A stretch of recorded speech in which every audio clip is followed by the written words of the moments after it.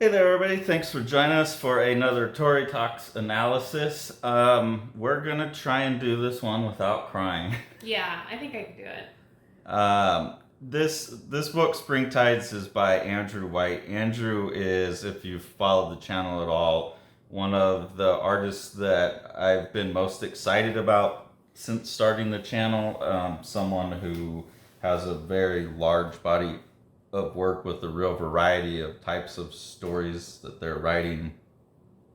Someone whose work I'm always looking forward to, someone who I think is a great cartoonist. Really excited to get Spring Tides from Glacier Bay Books, a publisher I really like publishing, an artist I really like doing a long form work, and then it just devastated us. Yeah, I don't even want to say that I enjoyed reading this. I don't think I did, but it was really powerful. Yeah, this is a hell of a book. Andrew's a phenomenal cartoonist, and so some of what I'll be talking about, like that I was making notes on, were just things, cartooning things that jumped out at me.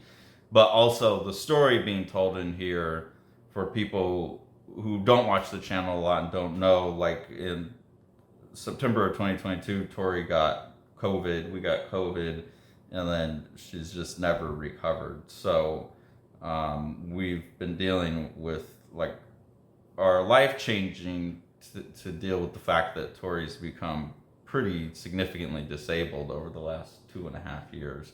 And this book is kind of dealing with like the illness and caretaking and those topics. So really close to home, but really powerful.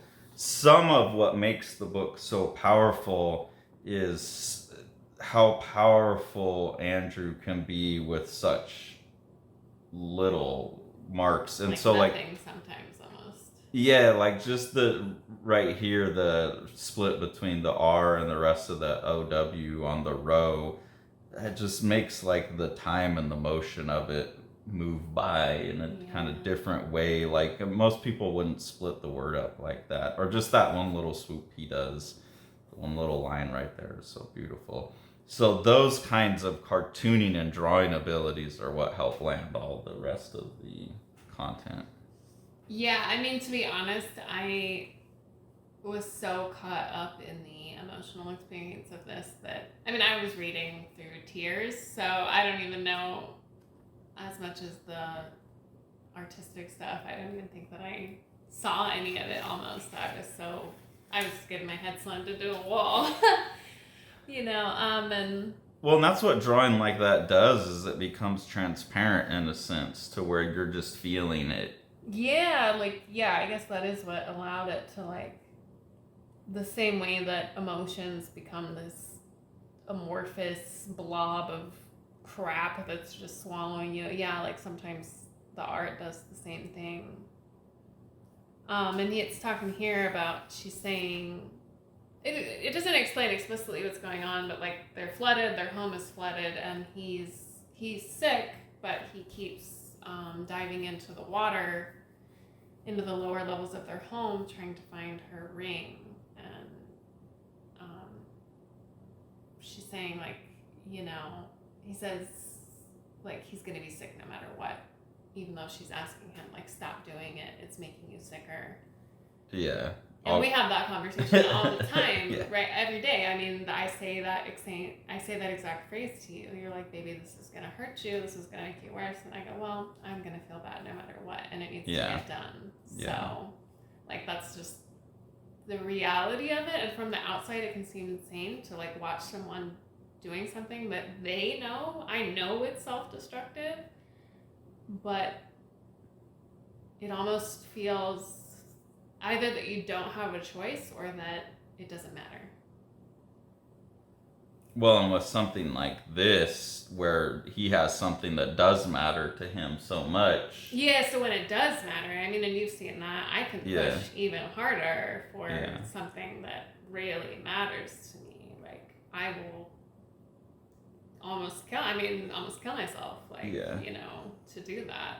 And so, yeah, if it matters. A disabled person, like if you know a disabled person who's chronically ill and deals with chronic pain, like if they're pushing through something to do it, like they want that so bad. Yeah. So it can be hard to understand why someone can keep doing something. Like, I know it's hard for you to watch me do something that you know is going to make me feel worse. And Yeah. I'm going to be 3 hours later laying on the floor crying in pain. But you also just know, like, sometimes the need to have that thing done is more important than the need to save myself from a little bit of pain. Yeah. Well, you learn those things. Yeah. But that's what this book is. Like, it is like some weird world where there's been a flood that doesn't get explained or need to be explained. And then you just have this couple where this guy is sick and dying, and like he just keeps going back in, and like it just explores the emotional nature of their relationship in that world. Like of both people being trapped in that. Yeah. Yeah, and it's talking from her side. Like here, I put, as I help him into bed, I tell him it's going to be okay. Layered over those words are all the other times that I've said the same thing. All the other times I've tried to comfort him. All of those moments collapse into this one. And like, yeah, that's painful to read because so many of our conversations like just cycle on those topics, you know, and they do kind of collapse into one. Yeah, I hate it. Like I say the same thing. We have the same conversation all the time. Oh, I feel so bad today. Oh, I just don't want to hurt today. Oh, I just wish I felt better. Like, and it's always, I know, baby, me too. I'm sorry. Like, well, yeah, and it's like the words layered over that I tell him over and over. You know, like yeah. You just get in these idle chatter. Like nothing's actually being communicated other than, again, like this, the emotion. Like I don't feel good. Like here. Yeah, like this. That's me every night. I mean, I don't know. That's what you look like too. Like that's what it feels like. Changing positions, curling up. Like the like the big baggy clothes, the no clothes, like changing temperature off and on, it looks like. Yeah, because they're just desperately trying to find anything for a moment, and there's just no escape. And it's like, yeah, how he captures that so perfectly. The same here, like, just the way I'll tell you sometimes. She says, you know, I ask where it hurts, and he tries to tell me, and I'll tell you, it feels like my blood is on fire, like my whole body is killing me. Yeah, and the way that he draws, like he draws the answer to that is like a better answer than you could. Like if we could take this to a doctor and like be like this is. Yeah, if that could tell you, like if you could see that and that could mean anything to you diagnostically, like that would be the clearest thing I could say. It's not enough to say, oh, I have pain, or oh, I have this. Like this is what I feel. Yeah, that's why I was like, I don't even want to give you this book, but I want to like know, you know, like how well is this being captured? Because it is from both sides. Like I can say it captures my side well, you know. Yeah, and it captures mine too, you know, the same here. Like the night ends, the morning comes, and like that's the cycle of my life always, is just, you know, morning to night. You get up, you go to work, you come home. Like those are my cycles. Like there's no real. Yeah, I've been on vacation for a week and I'm already so like it all runs together. Yeah. So that's the reality I live in, and like just the sense that it is endless and the strange, just night to morning to night to morning to night to morning, just over and over. And I know that's like life, but it's weirder when you're.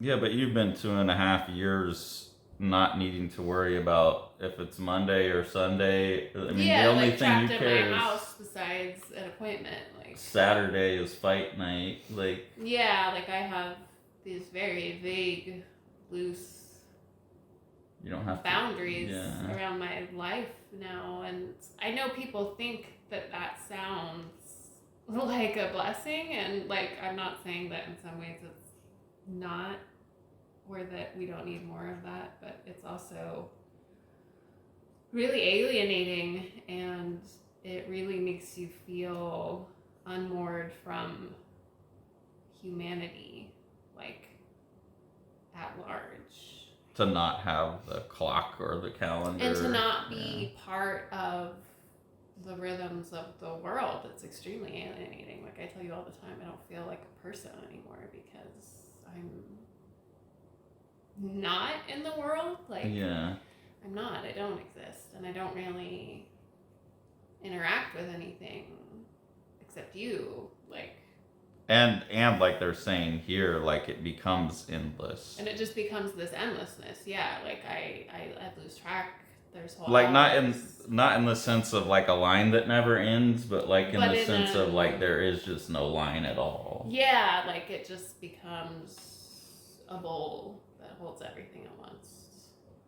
Yeah. And sometimes I can kind of like reach in and scoop some things out and put them together in a line, but most of my life now is just like sand in a bowl. Not to be depressing, but this book captures all of that so powerfully, and it's just... Well, and like here with the crocheting, like first off, I just love the drawing in here, like, but this is something that I see you do a lot now, and like the way he gets the hands and the filling, the time. Beautiful moment in the middle of it, though, in the midst of all the like weeping and the sorrow, though, is that like, and we've also acknowledged that, is that there have been moments of love and beauty that like we would have never had access to without having gone through all of this. Like, yeah, because it says here, dare we acknowledge there can be moments of fleeting beauty even in collapse. And I mean, honestly, I think we've found more beauty and love and meaning since you getting sick. Yeah, like weirdly, as brutal as it has been, there has been so much beauty in it. And like, there have been so many gifts inside of all of the shit that, yeah, like I think that is the most important thing to stop and like hold on to if you're in a similar situation, is like that it doesn't go away. It's just that now they both have to coexist side by side, you know? And like, I think him as a cartoonist, so aware of, I can't even call it the symbolic power, because it is more like deeper than that. It hits you at an emotional level. It's not like a icon in the way that you would interpret it, but like that allows him to make the decision like to put that on a crumpled piece of paper, which is like this thing that I didn't want, that I was mad, I crumpled it up, I threw it away, I abandoned it, and then you pull it back out and you relook at it. Yeah. And like all of that is being summed up visually just by having, like, going from the rest of the books all like these ink wash drawings or these really kind of charcoaly drawings, and then you've got like a scan of a wrinkled piece of paper, and the timing of that's just beautiful. Yeah, and it was like a little, in the same way that it is for the characters in the story, it was like a moment of like catching your breath, like, oh yeah, okay, but it's not all. And that's what those fleeting moments are like too. They can keep you going. They do keep us going. Yeah. Yeah, like those are the things that we like anchor back into, like in the worst times. When I was in the hospital, it's like I was thinking about the times when we were having really good months, and like, Yeah. you know, like we're gonna get back to that. So yeah, it's like those are the most important moments. Super awesome drawing. And Andrew was one of the first people that really made me start paying attention to, like, beyond working with Sean, Andrew was making me pay attention to production, and I was seeing him doing things that then I was like, Sean, how do we do this? How do we do this? Because like he's really smart on, like, he'll draw this stuff separately, like this was probably drawn separately, and then this stuff will be separate, so he can scan them in and treat them differently. So this is probably 2, maybe 3 pieces of paper And you can see that this looks like it was drawn on vellum or something. It was like mylar that he could smush the ink around. Kind of like a... Oh, see, I wouldn't have noticed that. Yeah, so there's just a lot of really beautiful stuff going on in the drawing as well that is kind of easy to miss because his cartooning is so sparse. It's easy to think that this is someone like taking shortcuts or, but it's all super considered, and you could see like what the full range of techniques and abilities are on pages like that. It's just someone who's only gonna do what they need to communicate. Oh, and she's walking around talking about that it's a strange feeling of like being in the middle of your world falling apart and like everyone else is just having a normal Tuesday. And like, yeah, she's talking about like wanting to walk up to this stranger and like scream at them and sob at them and shake them and hit them. And like, it's like wanting them to see. Like sometimes, I feel that too, where I'm like, I just need someone to see how bad it is. Like, I just want you to see how much I'm suffering. Like, something about human suffering, like, requires a witness, I think. And it's like that feeling of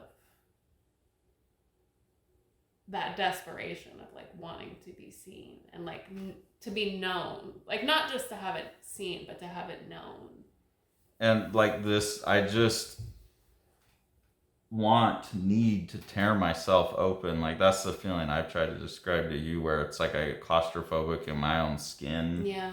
Because there's just no way to deal with whatever's going on. It's unresolvable, and I just want to like punch a hole through the world, reality itself, or it's so claustrophobic. So that like, to me, that drawing right there is like, like that feeling of I just want to get out of my own skin. Or like when my mom had just died, like I felt like that. I was like, how can all these people just be going past me in the grocery store and looking at me and not, how can I not be wailing in their faces like a banshee? Like, like I don't know. Like it was just this very strange feeling of like, how are you not aware of how much there is a maelstrom of sorrow in me? Yeah. It's very strange.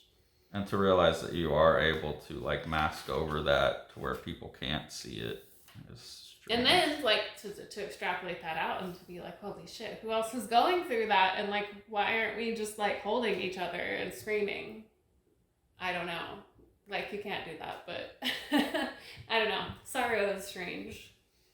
Life is strange. Yeah. What we keep hidden, and this is just an extension of her having that feeling. And this is a great example of where you're talking about it just turns to mush almost. Like these are things you can't put words on, they're things you can't draw. Like the most you can do is kind of poetically suggest at him, and he's an expert at that. Yeah, and doing it. And then part of what allows him to do that is those cool layering techniques, where this is like two different drawings put together in the computer. And so there is like a sense of stacking in some of his art that's really beautiful to me. And he talks about he's having a little respite from his illness, which, anybody who has a chronic illness knows about the boom and the bust and the flares. And so he's talking about that feeling of, even when I have a good day, I'm always bracing for impact because I know it's coming. Like, yeah, well, I mean, like we just had that. We just had where you were in the hospital, days, and then you had some really good days and were really productive, and then you tanked again. Yeah, and then I had a week of terrible. And then, now I'm starting to come back out of it again. And it's like, it's just this strange feeling of like constantly trying to be in the moment and like just savor the good, like on a low symptom day. But then having to like psychologically manage, like, okay, I can't get too caught up in this because I'm going to fuck myself up. And two, like knowing that the pain is just waiting. Like, it's coming back. Like, we know it's gonna come back. And so you can't fully enjoy it because you know you got to go back to work on Monday. Yeah, like it's just this constant brace position of like, when is it gonna hurt again? Yeah. Or what's gonna come back first, or when, how? I don't know. It's just it's a strange, hard place to be in all the time. Well, and that's another thing that I think is exemplary about the book is that there really isn't a story other than that this couple's dealing with him being in pain, and it is like a 200-page book, and like that it is something that just becomes this like long drawn out drudge that like he needed to go this deep and like go like really grind the reader through it in the same way I think that someone experiencing it has to go through. Yeah, because like you just can't understand, and I tell you this all the time, but you simply cannot understand the experience of living with a chronic illness day in and day out until you're doing it. And it's just unfathomable, the grind of it. And like he talks about here, like I'm always thinking about it. Like it's always around the corner. It's like always the slow hum. It's always there. Like I can never get outside of it, and I can't. Like even on my good days, I'm never not in pain. It's just quieter. Yeah. Like it's just a little farther away. It's never gone. Well, and that's kind of what he's showing here too. Is like he's trying to show the shape of the pain, which is Yeah, but there is no shape. It's just. But like everything, it's nothing. The idea of it like growing, like from further away, consuming. Yeah. It's brutal. And he just, yeah. I mean, you see it. I put so many sticky notes. I don't know. Like it all hits. It's so true. It feels so real. Like where he's grabbing his essence. He's trying to like, if I could see the pain, if I could get it, if I could grab in. And rip it out of me. Yeah, like, fuck. Oh, I wish I could do that. Just take it. Yeah. It feels like it should be this thing that you should be able to just excise out of you. Oh, yeah. So then they're talking about, like, earlier in the book, they had a good day on the beach, right? Mm-hmm. And it was, like, a really good day that it was one of those moments that they both anchor into. And so they're trying to recreate it, and he's saying, like, oh, she took me to the beach today, and, we both really wanted it to be good like that. Mm. He's saying that he thought that he could at first, and then it didn't go so good. And it's like, how many times have we done that where I'm like really excited and like, oh, I want to go do this thing, I want this, like I want it, I want to enjoy it, and I can't. Or even just going like to eat, and then it's like, oh no, I might pass out, I might throw up. We went out for the coffee date the other day, and I ended up passing out on the couch in public, and it's like, yeah, it's not the end of the world, but it's also just not fun. And like, I want to go do things with you, and like I want to go out into the world, but it's just also, it sucks. It's like I'm uncomfortable, I'm often in pain, I don't know if I'm gonna faint, I'm scared, people are weird about me. Like it's just all of it just makes it hard to even like connect with you in those moments. And that's what really sucks. This is like, I'm trying to be with you, we're trying to enjoy our relationship, and all of these other things are layering on top of it, and like I'm trying so hard not to, but again, it's just the way illness imposes itself. And like on this sequence here where they do go out to the beach, like he feels her watching him so intently because he's so self-conscious of like, she's probably worried about him, B, there's like kind of a performative aspect of like making sure that she's trying to give him a thing, and he's having to perform that he got it even though he's not. Yeah, because he knows like she is trying to make him feel better, and he's like, okay, well I don't feel better, but I know she wants me to feel better. And all of those things go on between us. Like you'll want to do something, and I don't really feel up to it, but I know you're trying to connect, and I want to connect with you because I love you, so I'll force myself to. Yeah. But be constantly in this halfway between position of, well, I didn't really want to do this. I really feel up to it, but I love you so much that I want to do that with you.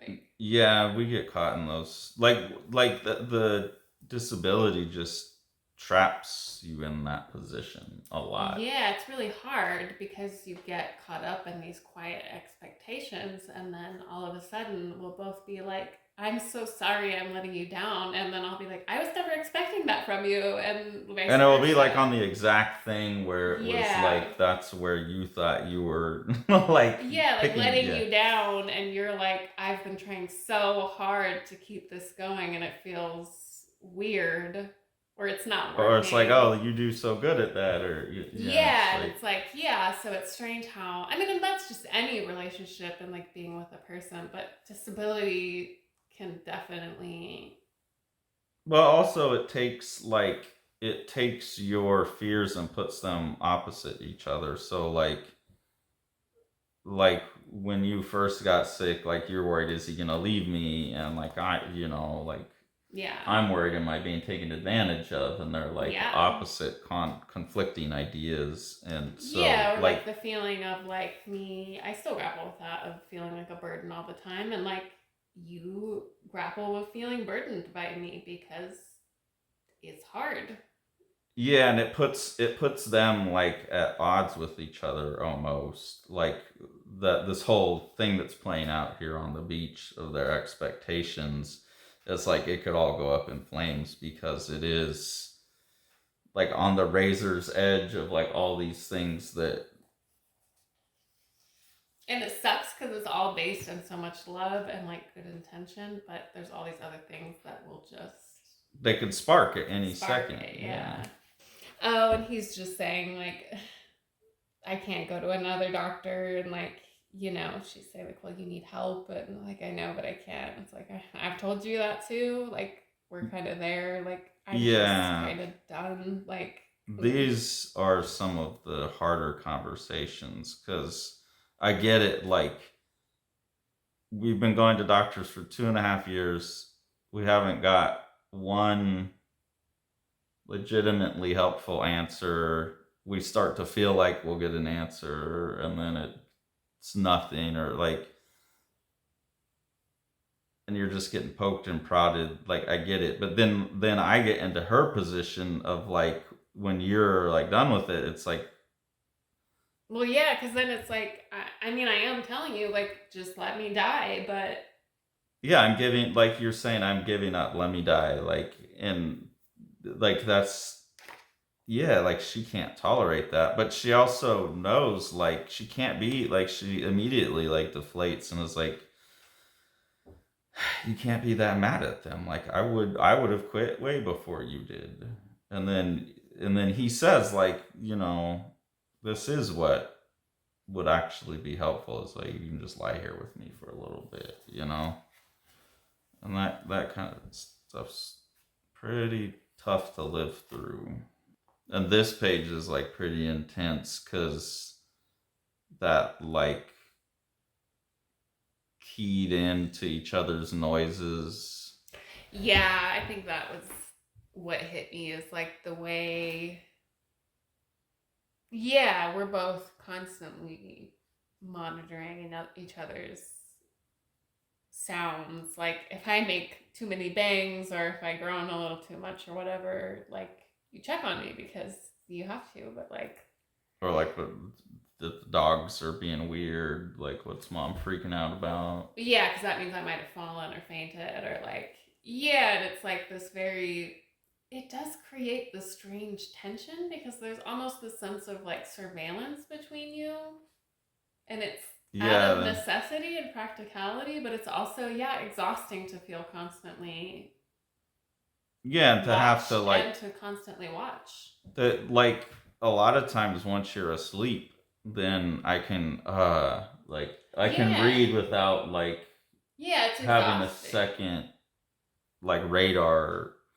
And so I think they showing that, like, just this one little, again, this most simple image, but this woman laying here in bed, and all he's doing is he's just in the kitchen and he's whistling, And she's like, that's a cue that he's feeling better. And yeah, the hypersensitivity to all of those little cues is an intense Yeah, experience. it's really stressful. Gosh, us talking about it has really like made that even more apparent to me. But that is really stressful in a relationship because it is, yeah, this constant state of surveillance, and it's like it's from necessity. I need you to be listening to me because I Yeah. do fall. I could hurt myself. There are times when Or I'm like if shouting you for take you a for bath, help. like, yeah, for sure. So like I need you to be doing that, and in the same way, like you need to be on and vigilant. But like that's fucking brutal for both people.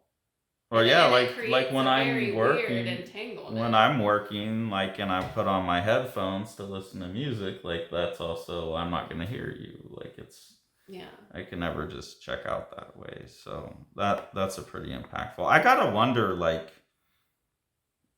I mean, I know in like the very small communications I've had with Andrew that he's like a very private guy. I've tried to interview him and he's not comfortable with it and stuff.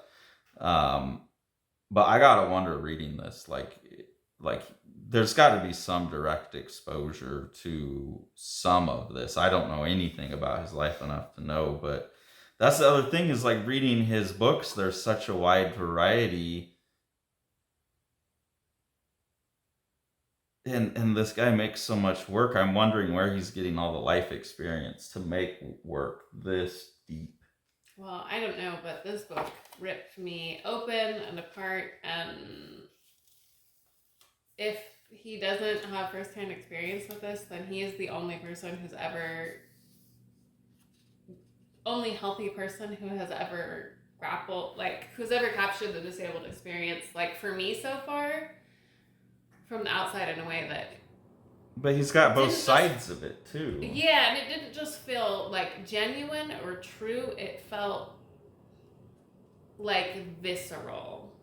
The pain of it. Yeah. So I can't imagine not having firsthand experience of that, but if not, then like he's one of the only people that I've ever seen successfully capture it outside of it, because like I've complained about that. But even if he does, like you're probably only gonna get one or the other. So to have the sympathetic ear to be able to write both sides effectively is, I don't know, because I mean even like stories that try to be like, that are like, oh, we're inclusive, we have a disabled person, like the T-Dragon books. I was like, well, it's nice that the disabled person's there, but they handled it wrong.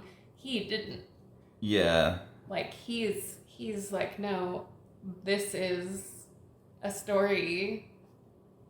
It's not even a story, it's just a recording of an experience that's very accurate. Like even though the details are different, like the guy is sick, we don't live in a flooded world, like it's just so accurate to our experience that... Well, we do live in a flooded world, but yeah, I mean, yeah, I don't know, if he doesn't have firsthand experience, like, I mean, even if he does, like it's still stunning. I mean, yeah, he's, I don't know. And then this right here, like I put my angry face on it. Yeah. Because like you know, I've always hated those questions, but then now we get it even more. It's like on a scale of 1 to 10, and that's just gets to be such an unanswerable. Some of the better doctors have been like, is it sharp, dull? They'll ask like more qualifying questions, but they don't even deal that much with doctors' visits and stuff in here. They don't deal with that aspect of it. Yeah, I think this is the only visit. But the very rare time they do, it's like also spot on. Yeah, and I mean, you can ask anyone who has chronic pain, they'd be like, the 1 to 10 pain scale means nothing. I'm on a 4 every day of my life. I don't know what you mean by that anymore. Yeah, it's never made sense to me. And this is a conversation that we have over and over too, like oh well, you're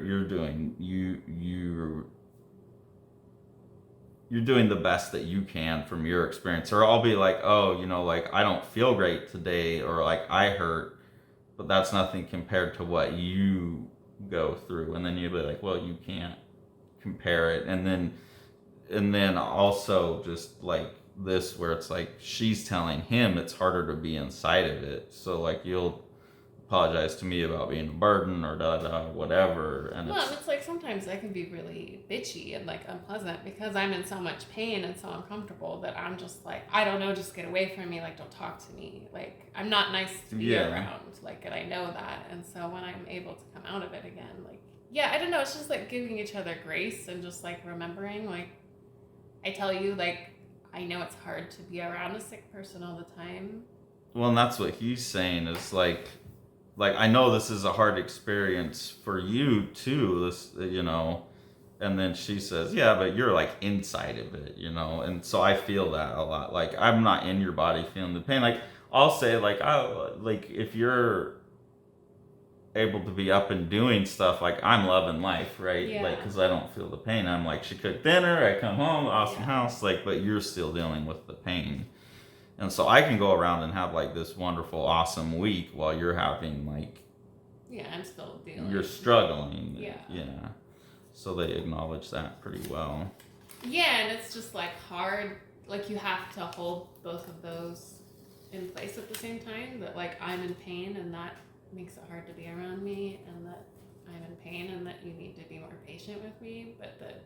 Yeah, it's like I'm both. in pain, and that's not an excuse to be an asshole. Like, and then like you're still allowed to be hurt if I'm being a dick.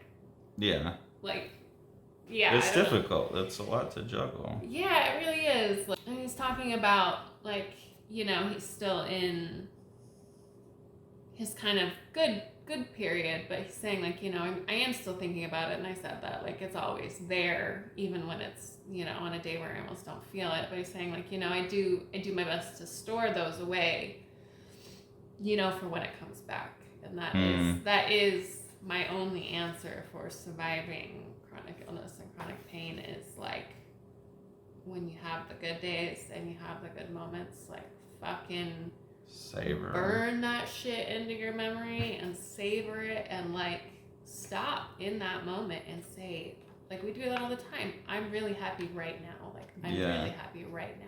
Yeah.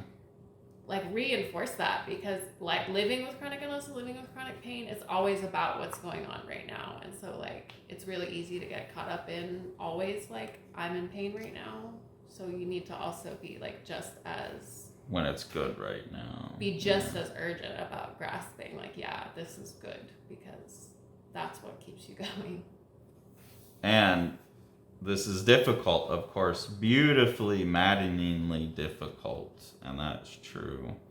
And then they have that moment of like, just be in the moment, just be here with me and breathe. Yeah, and like those are our most beautiful moments, is like when we're able to just stop and like look into each other's eyes in the backyard. There's nothing crazy going on, but we're just together in the yard in the moment. Like, yeah, indeed. And that's what it says here, like, but that doesn't mean I'm drowning now. Now, yeah. And that's like all it is. I don't know, guys, like nobody makes it out in the end. It's true. This ride, it all ends the same way, and so like we're all gonna drown in different ways, but it's just, when you're not, like, enjoy it, fill your lungs. And read yourself an Andrew White comic while you're at it. And read yourself Spring Tides by Andrew Wright, because I ugly cried so fucking hard over this book. I mean, Carson came around the corner when I was reading this, and it was just snot bubbles. I didn't even try to hide it. I was just like, I'm just reading the book. It's so sad. And I had to apologize, because when I gave it to her, I knew. But this is just a phenomenal piece of work that you can tell by the way we've talked about it. Cut right to the core of everything that we've been dealing with in the last 2.5 years, and to and it coming from someone as powerful as Andrew, like, really just made that punch land harder. Yeah, fuck you, Andrew. You made me cry so hard.